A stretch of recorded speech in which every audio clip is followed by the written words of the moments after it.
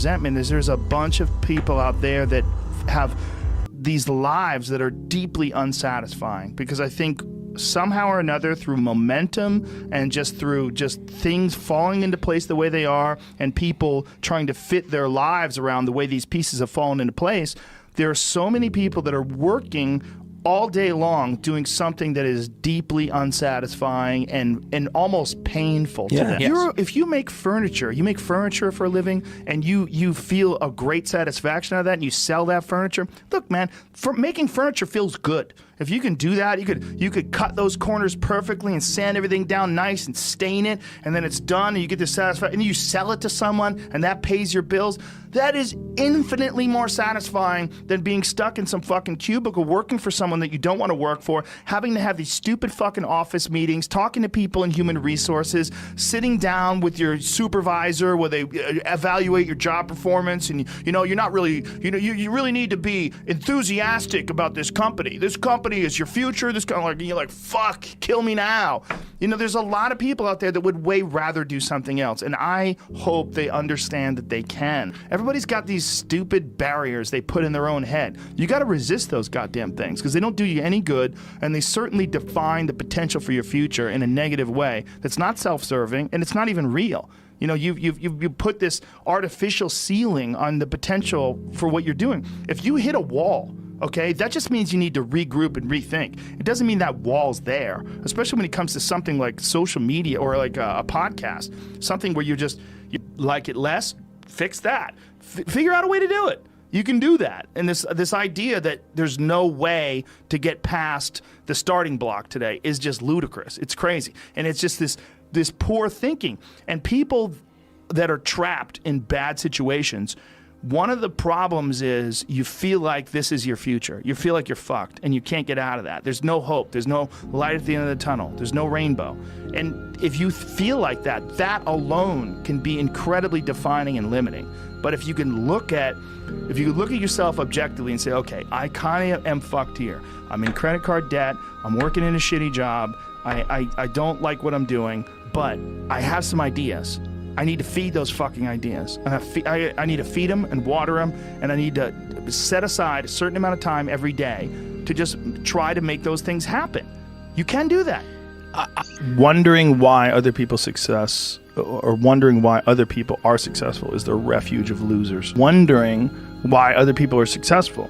Like, who gives a fuck? You can say you think it sucks, but to spend time wondering why someone is successful and hating on someone being successful, it doesn't do any good. It's like, what is that old expression that jealousy is, it's a poison that does the opposite of its intended?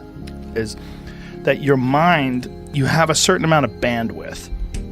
This is why I don't read Instagram comments or Twitter comments or YouTube comments. Like, I don't have any time. If I read them, it's an accident. But to seek them out, like, you have bandwidth. I don't spend time wondering why I hate things or hating on someone or being jealous. You have, let's call it units. You have 100 units of bandwidth in your mind.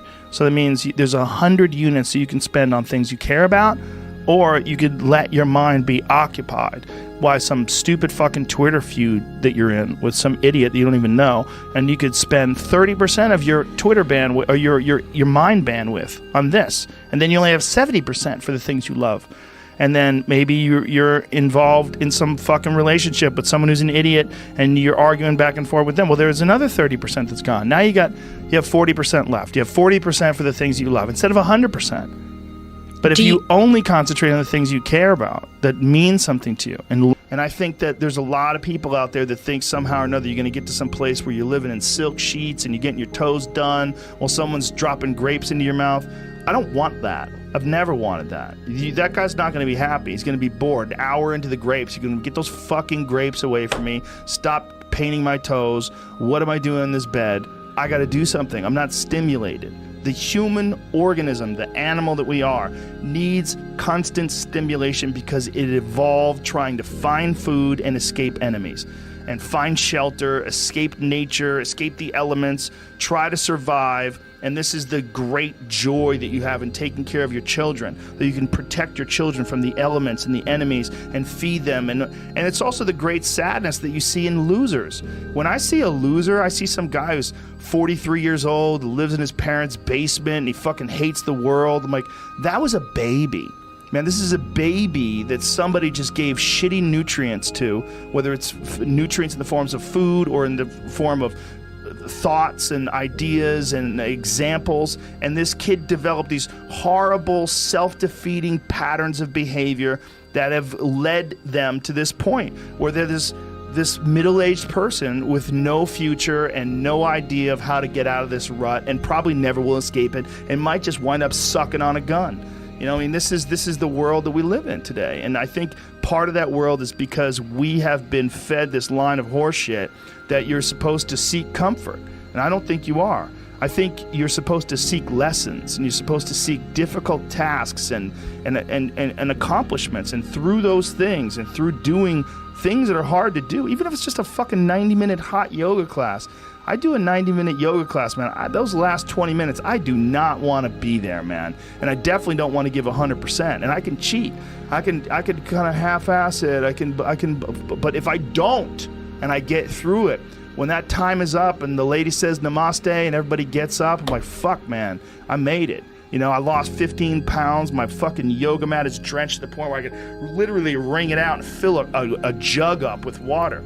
But through that struggle, I will now have a better day, and I better fucking do it again tomorrow or do something else, because if I just think, well, tomorrow I'm just going to coast and eat Twinkies and watch TV.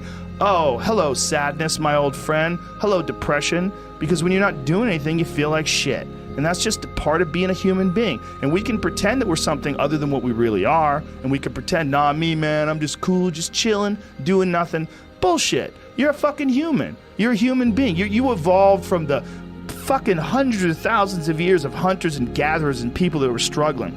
Those human reward systems are carved deeply into your DNA. And if you don't respect that, if you don't respect the mechanism of happiness and fulfillment and what you really need to do in order to feel satisfied in life, camaraderie, love, family, friendship, struggle, testing yourself, learning, all those things are imperative. They're all a giant part of being a person.